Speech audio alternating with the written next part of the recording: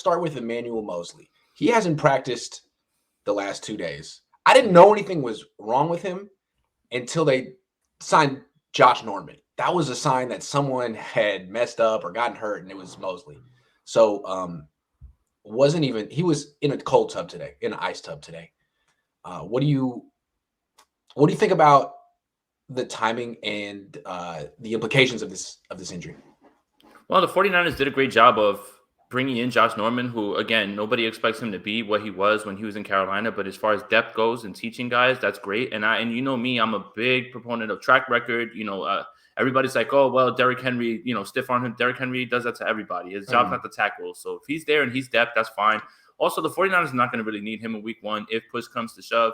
No disrespect to Tyrell Williams or Amon-Ra St. Brown or, Quintez Cephas, but those guys don't really yeah, exactly. Yeah, so I don't really think that it's going to be too big of a deal if he misses this one game.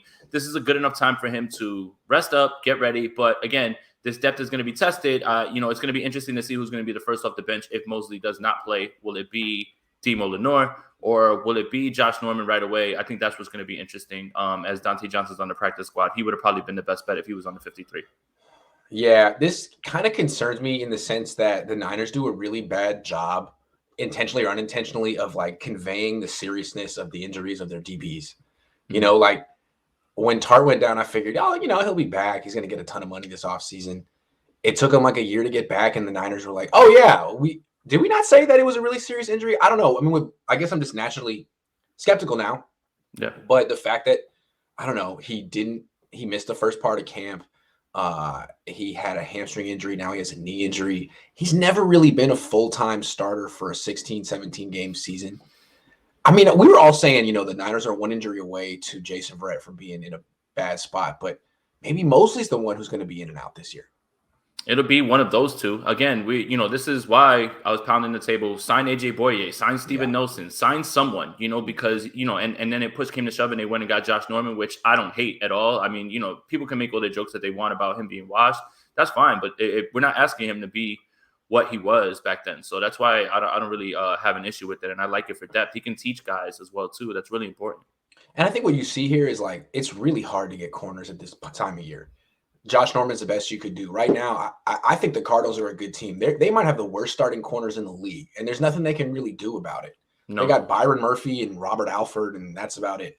So it's like at that position, it seems like if you don't spend a first or second or maybe a third-round pick on that position that year, you're just kind of rolling the dice with what you got or what you can get like at the Goodwill of football. And notice how when we're talking about next man up, there's one name that is not brought up at all. Ambry Thomas. Ambry, yeah. Yeah. It seems like a lot of these, maybe even Trey Lance, these rookies who didn't play last year, struggling.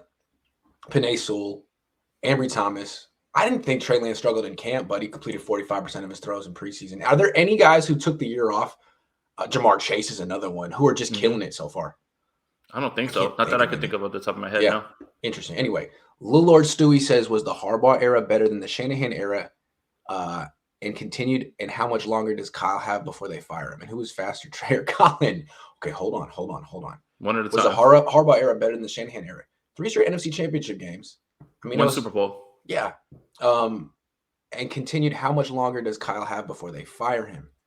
Making the playoffs this year would help. I don't. Yeah. You never want to test Jed on that one, but probably at least a couple years. And remember, he's tied to Lance. They're not going to just, throw him away when he's reset his clock. He's got 3, 4, 5 years now with Lance to get it right. So at least at the bare minimum. Final thing. Who's faster, Trey or Colin? That you're going to have to try to answer because all I could do is watch on TV, when I saw Colin, and you've been in camp to, for both of those guys. I can't speculate on that one. I'll say Trey right now because it's recency bias, but I think that's kind of downplaying how fast Colin was in his day.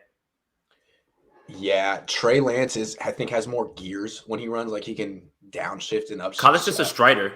Yes, but that stride, as a former track runner myself, I was always just in awe of the way he ran. And I think like miles per hour tracking wasn't a thing back as much when he was playing. So we don't really know, but he looked like he might have been able to hit 22 miles an hour. It might like have a been gazelle, Colin. like he was, and it was very Yeah. effortless with Colin. Like when he hit that hole, it was just like, that's it. Stop chasing him. You're not going to catch him. He had the build like the kind of guy who could have won state in California running the 400 meters. Maybe I'm wrong, but I think he probably could have done that. I don't know if Trey Lance could. Maybe Trey Lance could have done that too. They're both good basketball, both really similar athletes. Although I think Lance is better. Remember when Kaepernick was Lance's age, he was what? Junior at Nevada, something like that. Yep. Yeah.